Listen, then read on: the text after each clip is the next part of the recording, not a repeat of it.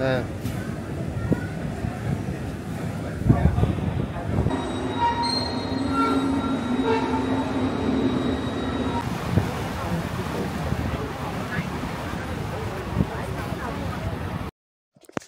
নমস্কার বন্ধুরা, welcome back to my universe. আজ আমাদের সুইজারল্যান্ড ভ্রমণের 6 নম্বর ব্লগ। আমরা চলেছি বাসেল থেকে লুসেন হয়ে মাউন্ট রিকি আর একটা আল্পসের চূড়ায়। এবারে ইয়ুংফ্রাউ রিজিয়ন থেকে বেরিয়ে একদম উল্টো পথে। তবে এই মাউন্ট রিকির যাত্রাপথ আপনাদের সবার খুবই ভালো লাগবে। লুসেনের লেক আর পাহাড়ের সৌন্দর্য আপনাদের মন ছুঁয়ে যাবে। তাহলে দুগ্গা দুগ্গা বলে যাত্রা শুরু করা যাক।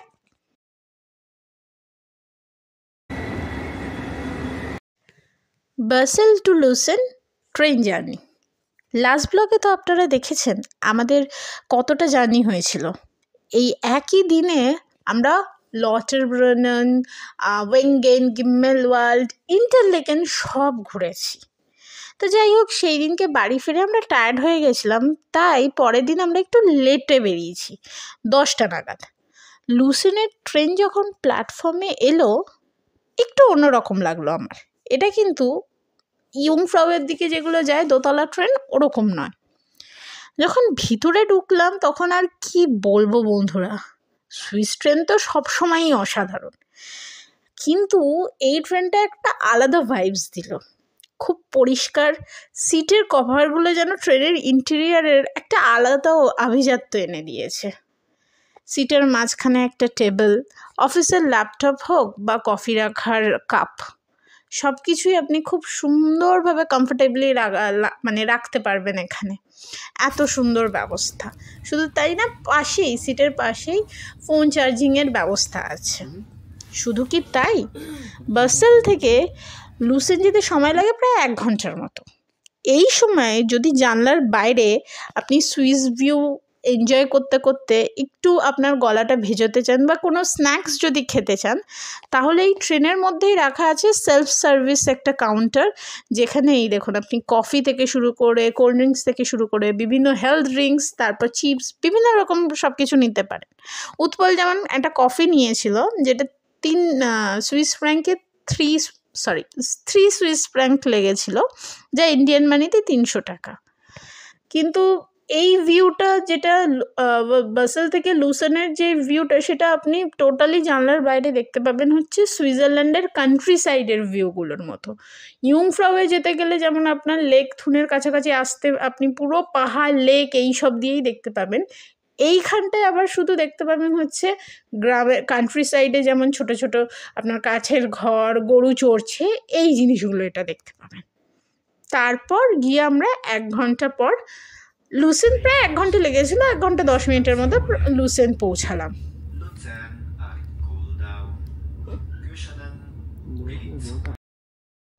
লুসেনে পৌঁছেই এবার ওখান থেকে আমরা বোট ধরবো। হাতে সময় ছিল মোটে 4 মিনিট। প্ল্যাটফর্মের কোন দিক দিয়ে বেরোতে হবে আমাদের কোনো আইডিয়া ছিল না। তবে লাস্টবার আমরা যেহেতু লুসেন হয়ে লুসেন থেকে ট্রেন ধরে বাসেল ফিরেছিলাম, লটারব্রুনেন থেকে যখন আসছিলাম, দেবাশিসদা ছিল, তখন যে দিক দেখে আমরা বোটের ওদিকটা ঘুরেছিলাম, বোট স্টপেজের ওদিকটা, কারণ চ্যাপেল ব্রিজের কাছেই হচ্ছে বোট স্টপেজটা। তো আমার না হালকা হালকা মনে ছিল, কোনো মতে হাতে 4 মিনিট, কি রুদ্ধশ্বাস, প্রচণ্ড জোরে জোরে ছুটে ছুটে আমরা বোটটা ধরেছিলাম, কারণ না হলে আবার 1 ঘন্টা ওয়েট করতে হবে। 1 ঘন্টা পর পর বোট আছে। বোট স্টেশনে ঢোকার আগেই আমি দেখছিলাম অনেক ভাষার সাথে সাথে আমাদের হিন্দি ভাষায়ও ওয়েলকাম লেখা ছিল, কিন্তু আমি সময়ের অভাবে ক্যাপচার করতে পারিনি, এত জোর আমরা ছুট লাগিয়েছিলাম। আর আমরা জাস্ট উঠেছিলাম, তারপরেই বোট ছাড়লো, জাস্ট কয়েক সেকেন্ডের তফাৎ। যদি দেরি হয়ে যেত তাহলে গেল, ওই 1 ঘন্টা ওয়েট করতে হতো, কিন্তু হয়নি, আমরা বোটটা পেয়ে গেছিলাম। এক্সপিরিয়েন্সটা অসাধারণ লাগছে, আপনারা দেখছেন তো, এই এত সুন্দর চারিদিকের ভিউ, জাস্ট অসাধারণ, মাথা নষ্ট করা। এই দেখুন জলের কালারটা কি দুর্ধর্ষ বলাটা ভুল, অসাধারণ।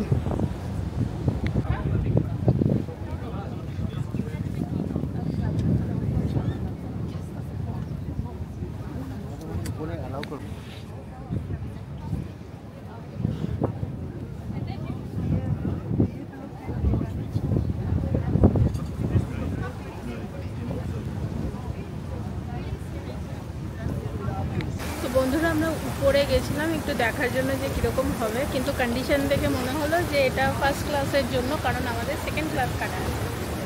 তো তারপর ও জিজ্ঞেস করলো টিকিট চেকার যিনি ছিলেন ওনাকে, বললো না আমাদের নিচেই থাকতে হবে। সেরকম কোনো ডিফারেন্স নেই, এখানে আমরা বোটের ধারে বসে আছি, তো ওখানে টাইটানিকের মতো একেবারে ফ্রন্ট ভিউতে সবাই বসে আছে, কিছু লোক বসে আছে, বাকি সবাই এখানেই বসে আছে। ওই দূরে হচ্ছে লুজেন সিটিটা দেখা যাচ্ছে, আর আমরা আস্তে আস্তে আল্পসের ওই দিকে এগিয়ে যাচ্ছি, মাউন্ট রিগির ওই দিকে। লুজেন থেকে রিগি যাওয়ার জন্য 4টে স্টপ পর আমাদের নামতে হবে। তো এইটা নিয়ে যে সেকেন্ড স্টপ হলো, আর তারপর আর 2টো স্টপ। কটা থেকে পৌঁছাবো আমরা? 12টা পৌঁছবো, মানে মোটামুটি 1 ঘন্টা লাগলো, কারণ 11টা 6 ছিল, 1 ঘন্টার মতোই প্রায় লাগলো। এতদিন বলছিলাম না ট্রেনে চড়ে একটুখানি স্যাচুরেশন হয়ে গেছিলো, কিন্তু আমি বোটে উঠতে লেকের উপর দিয়ে যাচ্ছি, ভীষণ সুন্দর লাগছে। আর আজ আমি শাড়িও পরেছি, কেমন লাগছে আমাকে বন্ধুরা অবশ্যই বলবেন। আমরা এত ধারে বসে আছি না, এখানে ঢেউটা এতটাই বিশাল যে জলের ছিটা আসছে এরকম। বন্ধুরা ওয়েভটা দেখুন একবার, ওদিকে দিচ্ছে, এই যে ওয়েভগুলো বিশাল, দেখুন এক একটা ঢেউ খেলছে, যার জন্য কি হয়েছে আমাদের জলের ছিটাও আছে। ফার্স্টে ভেবেছি বৃষ্টি হচ্ছে কোথার থেকে, তারপর দেখলাম না বৃষ্টি হচ্ছে না, এই ছিটাটাই আসছে। বলো ভাবি, বোট চড়ার এক্সপিরিয়েন্স কেমন? এই ওই জন্য বোটটা ভীষণ ভালো লাগছে।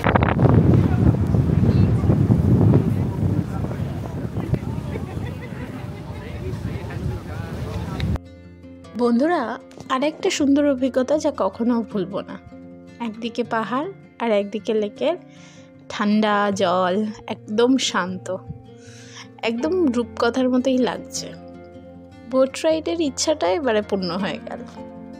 কিছুক্ষণ ক্যামেরা ছেড়ে চুপচাপ করে বসে দেখছিলাম দূরে লেকের ধারের বাড়িগুলো, আর পাহাড়ের ছায়া লেকে জলে পড়ছে। কি অসাধারণ কালার কম্বিনেশন, কোথাও ব্লু, আবার কোথাও পিকক ব্লু, কোথাও ডিপ ব্লু। এই একটুতেই এত রঙের খেলা, আমি দেখে অবাক হয়ে যাচ্ছিলাম যে কি করে এত পারফেক্ট হতে পারে। সত্যি মনে হচ্ছিল যেন কোনো সিনেমা স্ক্রিনে আছি। বাপরে বাপ, এত পারফেক্ট সত্যি হতে পারে। আমার এই বোট রাইডটা জানেন বন্ধুরা এতটা ভালো লেগেছিল যে প্রথম আধ ঘন্টা তো আমি ছটফট করেছি, মানে কোথায় ফটো তুলবো, কোথায় রিল বানানোর জন্য শ্যুট করব, কিভাবে ক্যামেরা নেবো, মানে যা নয় তাই করেছি। বাকি 30 মিনিটস আমি চুপ করে ঠান্ডা হয়ে বসে দেখছিলাম। কি অসাধারণ লাগছিল। আর আমার এখানে আসলেই, মানে এরকম জায়গায়, পাহাড়ি কোনো জায়গায় এলেই আমার ফার্স্ট কমেন্ট আসে যে পাহাড়ের কোলের যে বাড়িগুলো আছে সেখানে যারা থাকে তারা ঘুম থেকে উঠেই আগে চোখ খুলে পাহাড় দেখে। মানে আমি এত পাহাড়ের প্রতি পাগল। তো এত ভালো লাগছিল এই বোট রাইডটা।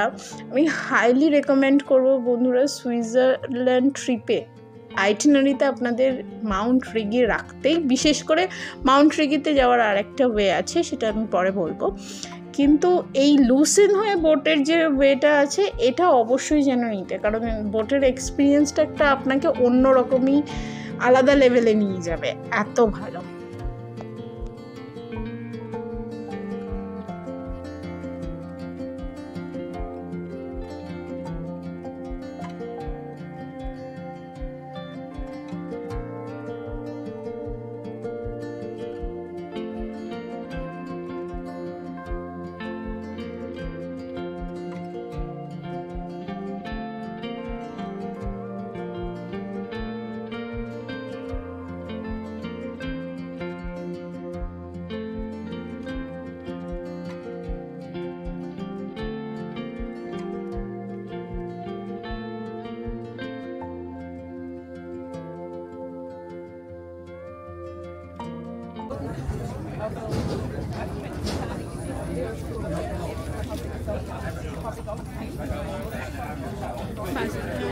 মাউন্টে মোটামুটি ভালোই ভিড় আছে, সবাই ম্যাক্সিমামই প্রায় মাউন্ট রিগি যাবে। প্রজাপতি বিস্কুট খাচ্ছে, সেই ওয়েগেনে যে প্রজাপতি বিস্কুটটা থেকে কিনেছিলাম, অনেকটা ছিল, এখন আছে, ওটাই চলছে।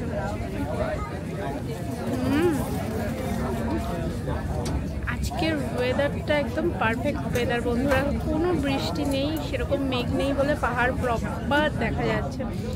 আগের দিন আপনার যেদিন ওই লটারব্রুনেন ওয়েগেন গেছিলাম, তখন পুরো মেঘ অনেক নিচে চলে এসেছিলো, আর পুরো মানে চূড়াগুলো পিকগুলো দেখা যাচ্ছিল না। কিন্তু আজকে এত সুন্দর ওয়েদার, আর খুব একটা বেশি ঠান্ডাও নেই আর গরমও নেই, তাও ঢোকার মুখে গরম লাগছিল লুজেন থেকে, অতটা ঠান্ডাও লাগছে না।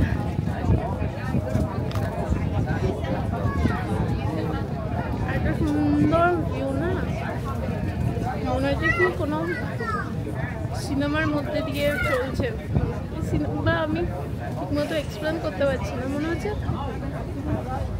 ভগবান একদম ঢেলে সময় নিয়ে সাজিয়েছে, এত সুন্দর লাগছে প্রত্যেকটা কোণা। ইন্টারনেটে সার্চ করলে বা খাতার পিছনে এরকম ড্রয়িং থাকে, পুরো ওরকম প্রাকৃতিক সৌন্দর্যে পুরো ভরপুর লাগছে। সত্যি প্রকৃতি হচ্ছে সবথেকে বড় জাদুঘর। পাহাড়ের যে শেডগুলো পড়েছে এত অপূর্ব লাগছে, লেকের জলের এই কালার, তারপরে ওদিকে দূরে পাহাড়, উপরে মেঘ, প্রকৃতি সব থেকে বড়, না সরি এইটা বলাটা ভুল, এটা বলাটা ভুল, সরি এটা বলাটা ভুল, এটা বলা উচিত যে ভগবান সব থেকে বড় চিত্রকর, আর এই পুরো প্রকৃতি হচ্ছে ক্যানভাস, ঢেলে সাজিয়েছে। এখানে বসলে সত্যি মনে হচ্ছে যে মন খারাপ হয়, বা এখানে যারা থাকে তাদের হয়তো মন খারাপ হয়, কিন্তু এই সমস্ত কিছু দেখে আমার মন ভালো হয়ে যায়। কারণ ইউরোপের মানে আমাদের এখানে ইউরোপের যে সিজন চেঞ্জ হয় না, এই সিজন চেঞ্জটা খুব প্রমিনেন্টলি বোঝা যায়। গরমকালে চারিদিকে গ্রিনারি, ফুল ফুটেছে, গরমটা যখন চলে যাবে, ফলসের টাইমটা আসবে, তখন আবার হলুদ আর কমলাতে পুরো ভর্তি হয়ে যাবে, আর ঠান্ডার সময় পুরো ডিফারেন্ট টাইপ দেখা যায়। আর যার জন্যই আমার মাঝে মাঝে মনে হয় এখানে যারা থাকে পাহাড়ের কোলে যাদের বাড়ি, তারা ঘুম থেকে উঠেই যে দৃশ্যটা দেখে তাতে মনে হয় মন খারাপ আর হয়তো থাকে না, বা হয়তো যারা এখানে 365 দিন ধরে আছে তারাই জানে। কিন্তু আমার মাঝে মাঝে মনে হয় এইসব জায়গায় যদি কোনো কঠোর মানুষকেও রেখে দেওয়া হয়, তারও মন আস্তে আস্তে গলে যাবে। এত সুন্দর, লেকটা অপূর্ব। এবার উপরে গিয়ে বোঝা যাবে মাউন্ট রিগি কেমন, আপনাদেরকে তো দেখাবোই, আপনারা সাথে আছেন তো।